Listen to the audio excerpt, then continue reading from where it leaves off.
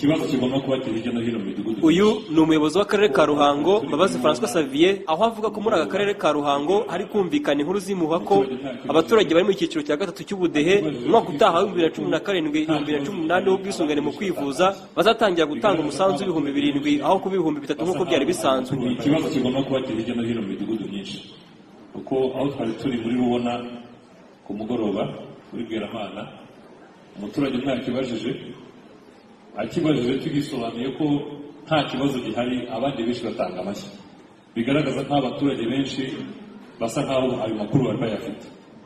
Tubabaje aho bayakura, tuba tumubayumvise kuri radiyo tutiyihe ntabwo batubwiye yari. Ibyo umuyobozi w'akarere avuga ni nabyo byabaye mu mudugudu wa Nyabisindu mu kagari ka Ntenyo ho mu murenge wa Byimana, aho umukuru w'uyu mudugudu avuga ko amaze igihe yumva izo nkuru mu baturage kugeza naho ku munsi w'umuganda w'ukwezi gushize bamwe mu baturage beruye bakabimubaza ngo basobanurire niba koko aya makuru yaba ari impamo.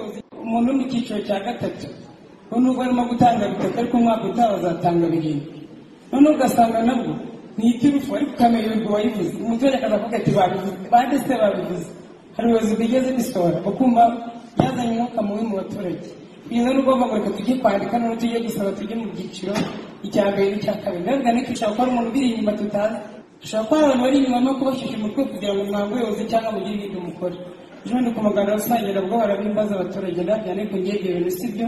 Bemeje ko icyiciro cy'ubudehe ari imyaka 3, utegeze imyaka 3 ishire, nyuma y'ibyo wenda hazaza ibindi ariko mwigumya kujya ko uwo mwukura haruti.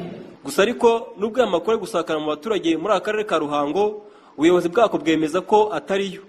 Ubuyobozi bw'intara y'Amajyepfo buvuga ko abazana inkuru nk'izo ari ababa bashaka kwangisha abaturage gahunda za leta.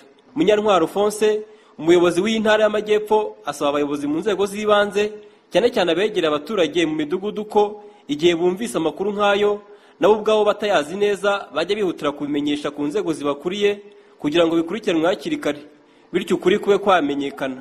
Iyi nkuru yasakaye mu mudugudu wawe ugomba gukurikirana ukamenya bariho bari kwiza ko byumvikana uwo ngwayo barangiza gahunda zawe. None se ko iyo bari batangi ari uyu mwaka iyo utabarisha n'ibintu bise byavuzwe nande byavuye, ariko se nubwo yabiriha ko bishingira ku cyiciro ariko nta n'ibiri none icyiciro urakivamo ugiye mu kitari cyo kwiga, ariko wakongerawe yava kuri 3 akajya kuri 2, ariko ibyo ntitubizi ntabihari bihari twabibabwiye, ariko bazo bitatu kwivuza umwaka wose kandi ku byiciro byose ku buryo bajya no mu bitaro.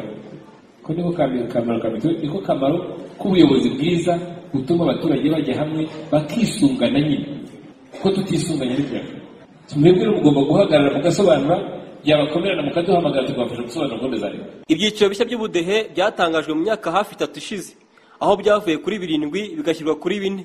Ibi byiciro ko byagenwe ni nabyo bijyana n'igenamigambi ry'ibikorwa bya leta birimo n'ubwisungane mu kwivuza ku baturage, aho uri mu cyiciro cya gatatu atanga 3,000 kimwe n'uri mu cyiciro cya kabiri, naho uri mu cya kane we akishyura 7,000, mu gihe uri mu cya mbere yishyurirwa na leta 100%. Jean Claude Ntezimana, Radio Huguka mu karere ka Ruhango.